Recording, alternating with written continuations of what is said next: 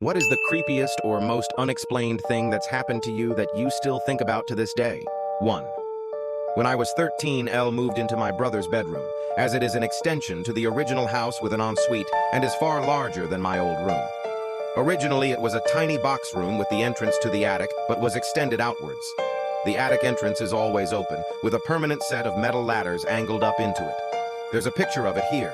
The gray arch is where the original room ended. Within a few weeks of moving in, I'd wake up in the middle of the night to see a figure staring down me, with a white head like a skull and formless black body.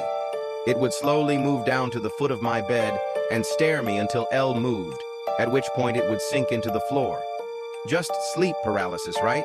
And I'd begged to move into the room and had just got it set up so I wasn't going to leave.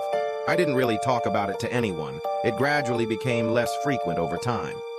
8 years after this, my brother mentioned at a get-together that he used to have a sleep paralysis demon when he lived in that room, a half-joking, half-freaked-out way to other people when the topic of them came up.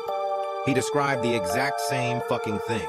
Neither of us mentioned it to anybody else at the time it was happening, so we have no explanation us both experiencing the same thing.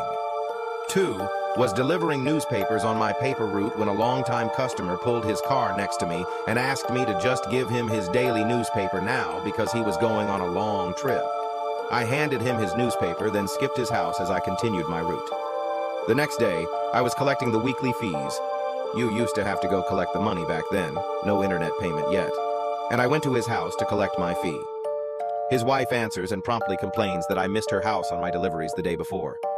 I explained to her that her husband pulled up next to me. I told her what he said and that I gave him the paper. She started crying, told me that he had died a couple weeks ago and it was obviously not possible that I spoke with her husband the day before. I know what I saw, and nearly 30 years later, I still think about that situation. I have no way to logically explain what happened, and it still gives me the creeps.